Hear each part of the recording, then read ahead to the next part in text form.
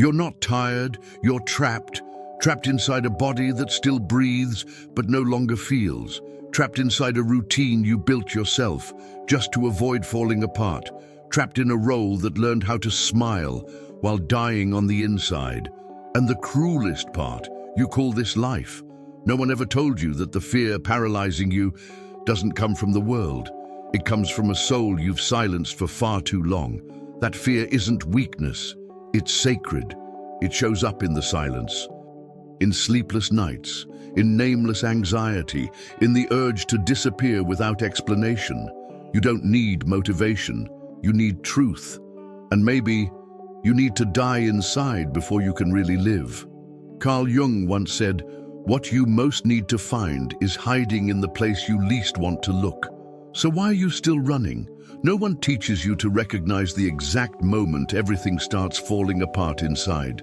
It's quiet, almost invisible. Feels like simple fatigue, a random sleepless night, a flicker of irritation at things you used to shrug off. But deep down, you're no longer there. Just your body stuck on autopilot, while your soul screams for help from a place you pretend doesn't exist. That first tremor isn't a visible earthquake, it's an energetic fracture. A crack in the axis between who you pretend to be and who you are when no one's watching. It's your ego trembling because the mask can't hold up the act anymore. It's your spirit trying to escape the comfy prison fear built with a smiling face. Carl Jung would call this the beginning of individuation. The world, however, calls it a crisis and medicates it into silence when what it needs is to be heard. That first tremor is sneaky and sly. It doesn't crash through the door, it slips through the cracks. It hides behind goals, routines and appointments, shows up as a long sigh in the middle of your workday. A wave of nausea when you force one more fake smile. And this is where most people get it wrong. They try to fix the pain with distraction. They smother the emptiness with another dose of spiritual performance, dopamine-fueled productivity, or some trendy quote off social media. But fear doesn't dissolve that way. When ignored, it grows and starts living in your smallest gestures. The way you answer someone, the way you sleep, even the way you breathe begins to shift. Spiritual paralysis is born in that subtle space between "I'm fine" and "I can't fake it anymore." Few are brave enough to stay there because it demands honesty, and honesty hurts. This is when the body starts making noise for everything the soul was forced to silence. The stomach pain that won't go away, the tightness in your neck, the anxiety without cause. None of it is random. All of it is a symptom, the soul waging war against the silence you buried it in. That first tremor is a warning. Shadow work isn't just an Instagram trend, it's an inner ritual most people won't survive. It's when inherited beliefs start to crack, archetypes begin to unravel, and spirituality stops being an aesthetic and turns into sacred desperation. There's no more room to fake faith when all you feel is rage. No more posting light when all you've ever known is the dark. Of course, the ego fights back. It makes promises, sets new goals, signs you up for one more manifestation course. But the soul knows. It knows this is all just escape, dressed up as healing. And once the soul knows, there's no going back. That first tremor opens doors that never close again. You start seeing what was always there, things your awareness refused to touch. People who don't truly see you, places that drain you, relationships that only survived because you were emotionally numb. And then comes the panic. It's not the world that's collapsing, it's the version of you the world applauded. And in that moment, something breaks. You realize, with an almost physical pain, that you'll have to die silently to be reborn fully present. But this death comes with no ceremony, no funeral. It happens from the inside out, in the dark, without anyone knowing. And all that's left is the muffled hum of the next stage, silence. And it's there, in the absence of noise, that the masks finally start to fall. When the noise out there finally fades, what's left inside can be terrifying. There's no one left to applaud, correct, or validate you. It's just you and what's left of you.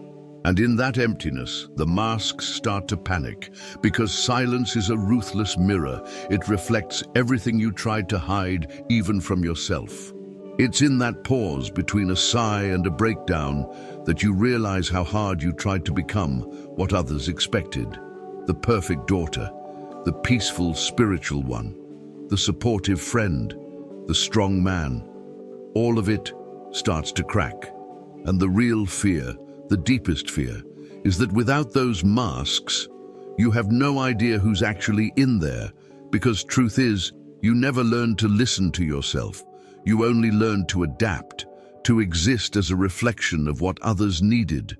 And now, with no one watching, who are you? Silence doesn't hurt because it's quiet. It hurts because it reveals how much of you has gone missing. That's where the persona starts to implode, and it's never pretty. It shatters with emotional splinters, identity crises, memories that stab their way back in. The ego, panicking, tries to cut a deal. Let's just pretend a little longer. But it's too late. The body already knows. The soul already broke free.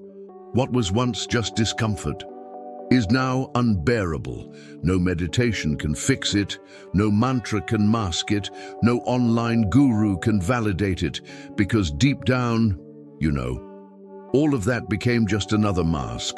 It's painful to admit, but essential.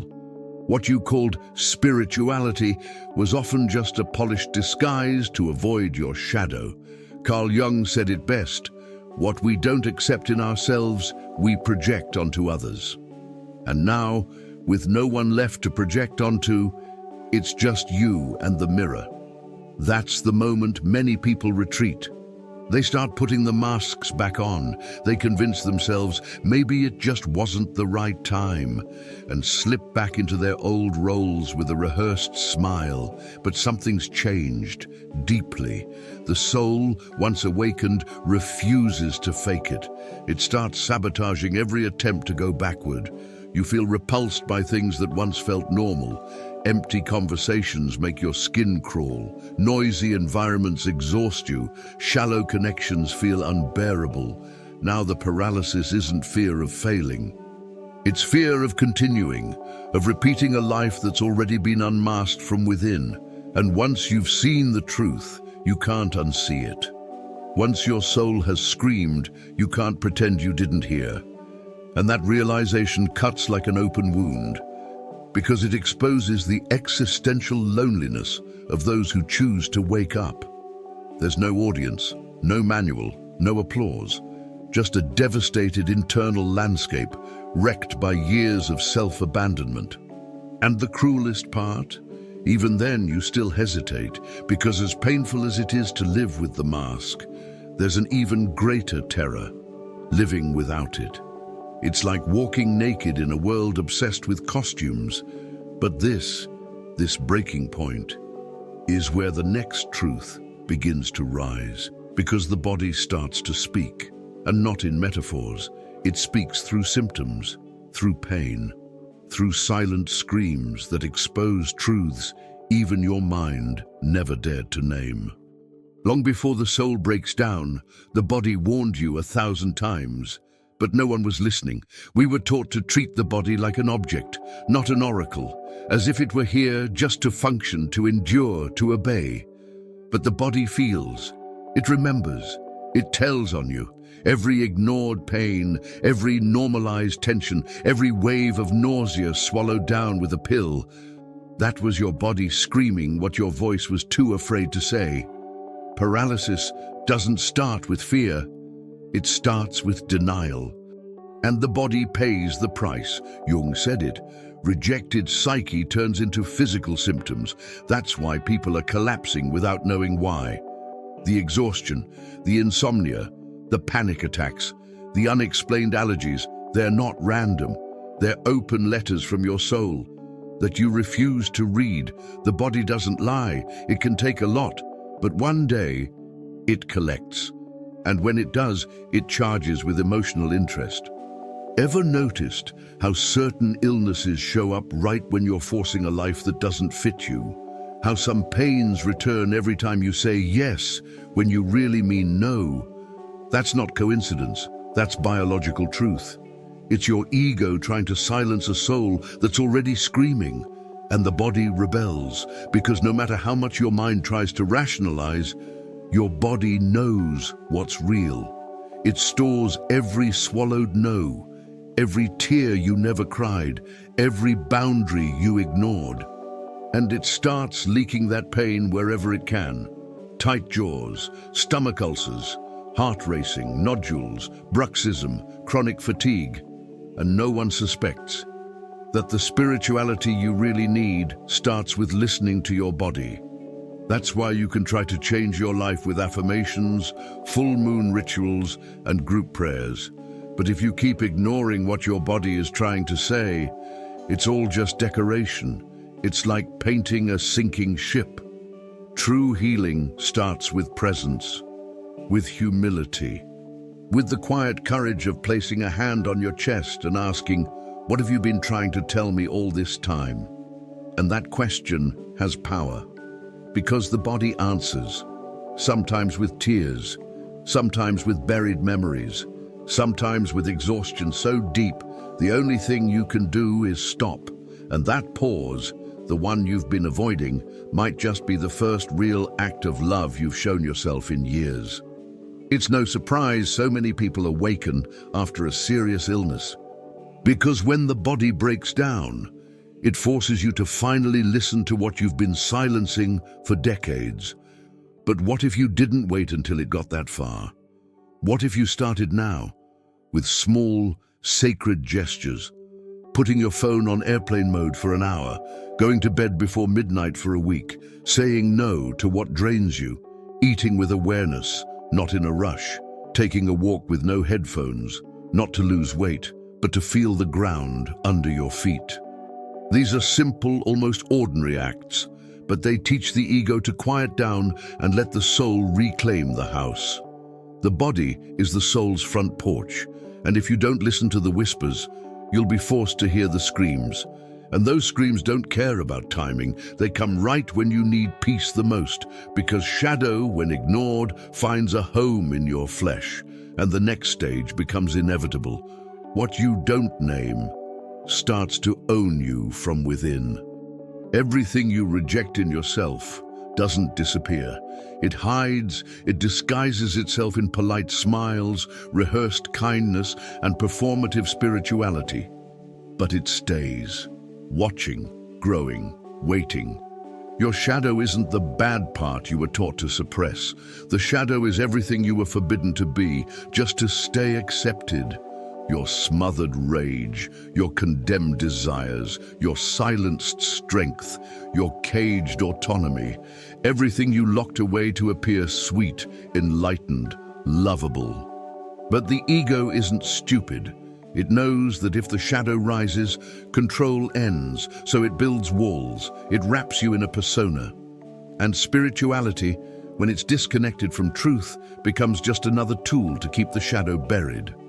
Jung warned us, you don't become enlightened by imagining light, but by making the darkness conscious. But darkness doesn't wait for an invitation. It breaks in. It shows up in emotional outbursts you swear you don't understand.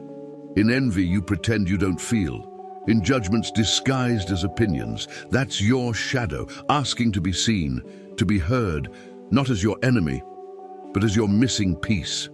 A part of your power that was buried because it scared someone, and the cruel twist. The more you try to be good, the more it fights back. The shadow doesn't vanish. It leaks into your toxic relationships, into your secret compulsions, into the cycles you can't stop repeating, into friendships where you lose yourself, jobs that make you sick, sex that leaves you empty, and especially into a kind of spirituality that makes you feel guilty for not being light all the time. Ignoring your shadow is like lighting a candle in a burning house. It might fool your ego for a moment, but it won't stop the fire. The shadow is honest. It carries truths your persona could never say out loud. that you're tired of pleasing everyone, that you feel anger toward people who say they love you, that sometimes you fantasize about disappearing without a trace, but you won't say any of that out loud because you're afraid you'll be rejected. And maybe you will be. But if you keep rejecting yourself just to be accepted, what's left of you? Embracing your shadow doesn't mean surrendering to chaos. It means finally stopping the escape from your essence. Because your essence isn't just light, it's contrast, it's wholeness. And if you can't stand your own shadow, you'll never be free. That's why shadow work isn't just some pretty Instagram trend. It's a battlefield, private, sacred. It's staring into the mirror and saying, yes, I feel all of this, and I'm still worthy of being here. It's a ritual with no witnesses, a pact with your soul, a silent revolution against everything you were taught to cut off just to be accepted. And ironically, the moment you start to embrace your shadow, fear changes shape. It doesn't vanish, it transforms. Because the fear of looking inward gives way to the fear of continuing to lie to yourself. And in that space, between the collapsing lie and the truth still taking shape, a new scream is born. And that scream isn't even yours, but it moves through you. There comes a moment when you scream and no one hears you, not because there's no sound, but because the world around you is too deaf. Deaf from convenience, deaf from fear, deaf from ego. It's the kind of scream that doesn't rise from your throat. It erupts from your gut, your chest, your soul, cracking under the weight of silence. And when that scream finally dares to exist, the cruelest thing happens. It echoes and finds no answer. It bounces off walls that throw emptiness back at you, because the society you're trying to wake up would rather you stay asleep. They want your smile, your functionality, your obedience, your silence. And the moment you stop obeying, they stop seeing you. You get ignored, cancelled, spiritually muted. The collective ego refuses to hear anything that threatens its comfort. So your scream becomes heresy. That's why so many give up midway through the process. Because they hoped that if they finally cried out their truth, someone would come to rescue them. But no one does. And that breaks you, because a scream without an echo becomes bitterness, becomes silence, becomes illness, becomes soul-deep exhaustion. And that's when many slip the mask back on, not because they want to, but because the void echo hurts more than the weight of pretending. But here's the truth. No one tells you. The scream isn't for the world. It's for you. The echo you're desperate to find out there only shows up when you finally start listening to the one inside. Carl Jung spoke of the encounter with the self as a return to wholeness. And wholeness begins when you realize that your scream was never a complaint.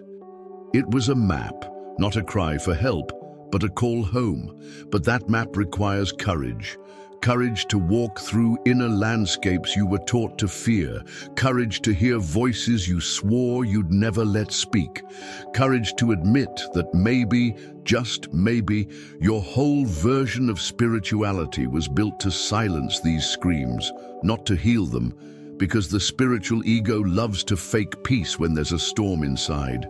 And when you finally start listening to those inner echoes, you realize you're not alone. You feel a quiet crowd living the same emptiness, but no one speaks because we're all afraid. Afraid to look weak, afraid to look broken, afraid to look too human. So we keep getting sick in silence, faking connection through cold rituals, smiling while bleeding inside. But there's a breaking point, a moment when the scream tears through skin, ego, and bone, and from there's no going back. The scream becomes a prayer. Not a sweet prayer with candles and soft music, but a raw, wild, blood-soaked cry, a desperate plea for some part of you to survive the lie you've been living. And when that prayer finally erupts, something shifts. Not on the outside, inside. because the echo you were searching for in the world starts rising from your soul, a response from the depths, a force no one else can see, but it moves you, just an inch. But sometimes an inch is all it takes to take the first step.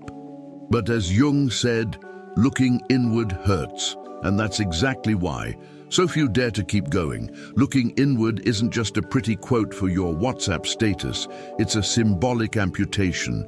It's ripping the skin off your persona with your bare hands and facing without anesthesia everything you were forced to hide. Jung called this process individuation, becoming who you already are, but forgot. And that forgetting wasn't an accident, it was survival. Because early on, you learned that showing too much was dangerous. Being too sensitive, too intense, too free came at the cost of love.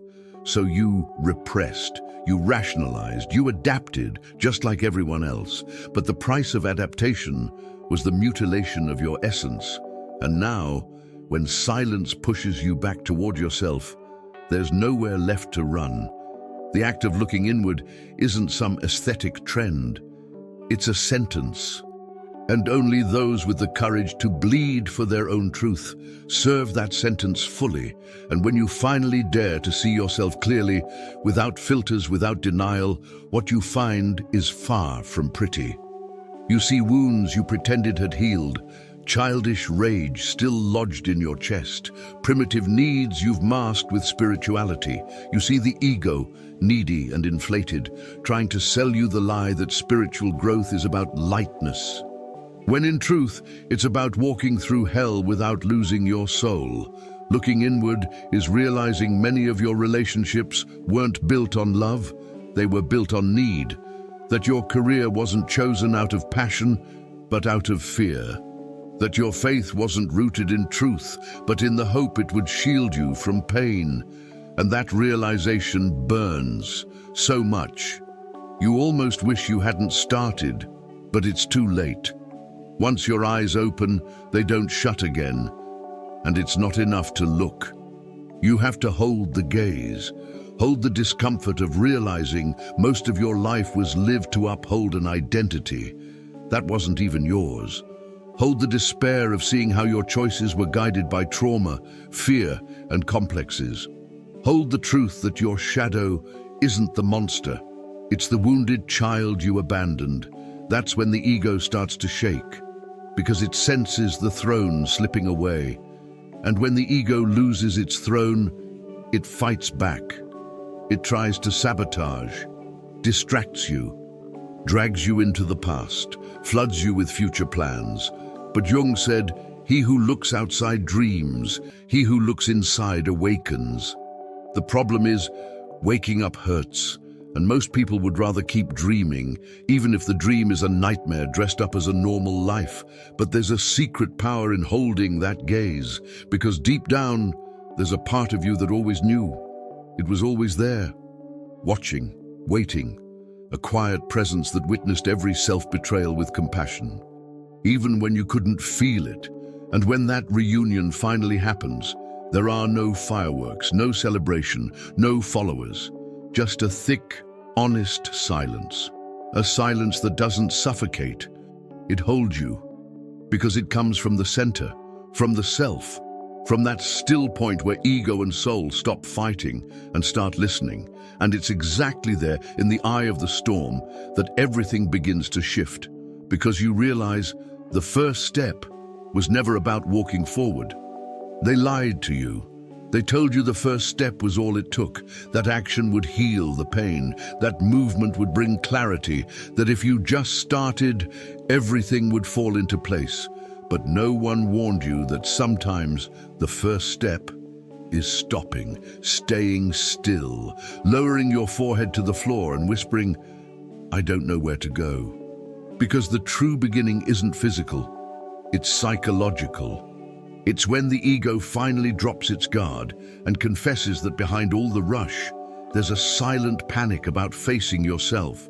Jung would say, the first step isn't movement, it's nakedness, ripping off the illusion of control, of success, of instant enlightenment. Because as long as you're still trying to act your way out of what you feel, everything you do will be escape in disguise. And the ego loves that, loves keeping you too busy to feel. That's why so many people move, but never go anywhere. They're just running in circles around their own wounds, confusing productivity with evolution. I'm in therapy, I'm reading, I'm meditating, I'm manifesting, they say. But it's all still orbiting fear, not moving through it. And fear knows. It knows when you haven't had the courage to stop pretending.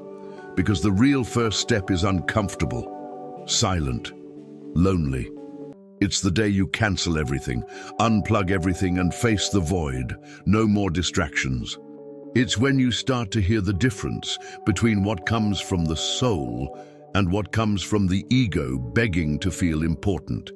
And it's in that deep, almost violent pause that something inside starts to rearrange. Because only when the body truly rests can the soul begin to speak, and it doesn't whisper sweet things. It speaks through tremors, through memories that come flooding back, through emotions you thought were long gone. At that point, you can't fake it anymore. You realize real shadow work doesn't happen with a cute journal and spa music. It happens when you're lying on the floor, not knowing if you'll ever get back up, staring into the internal abyss, with no promises, and still, you stay. Right there, in that total surrender, the ego finally begins to lose its grip. And something deeper begins to rise, something that doesn't want to move. It wants to cross, because the crossing doesn't begin with motion. It begins with death. The death of the automatic, the role you played just to be accepted, the words you said just to avoid rejection, the version of you built only to escape pain. And that death, it has no glamour, no guide, no ritual to make it less excruciating. But it's necessary, because only what's already dead can die. Only what was built on lies can collapse. And in that inner ruin, a question rises, not for an answer, but for action. Are you willing to die? To finally live? Because there is no crossing without grief, no individuation without disintegration. And right there, in the gap between who you were and who you don't yet know how to be, begins the most sacred ritual of all. You listened all the way to the end, but did you listen with your soul, or just with ears trained to pretend they understood? Because none of this matters if nothing changes. Are you really going to close this video? And keep relating from fear? Wake up tomorrow and play the same role again? Keep feeding on distractions while your soul starves? You say you want freedom, but won't let go of your chains. You say you want to wake up, but still sleep in the lap of your ego. And what if this is it? No next lifetime, no next year, no next video. Are you still going to outsource your salvation? Carl Jung didn't come to comfort you. He came to disintegrate you. And if this video hurt, it's because it exposed you. So now tell me, what are you going to do with this pain? Swallow it again, or rip apart the cage with it? Write, but write with blood, not ink. With presence, not persona. If something tore inside you, write it. Sometimes a comment is the first cut back to your soul. And if there's still breath in you, subscribe. Because this channel isn't here to entertain you, it's here to break you. So maybe, just maybe, you'll finally remember being born again was never supposed to be easy.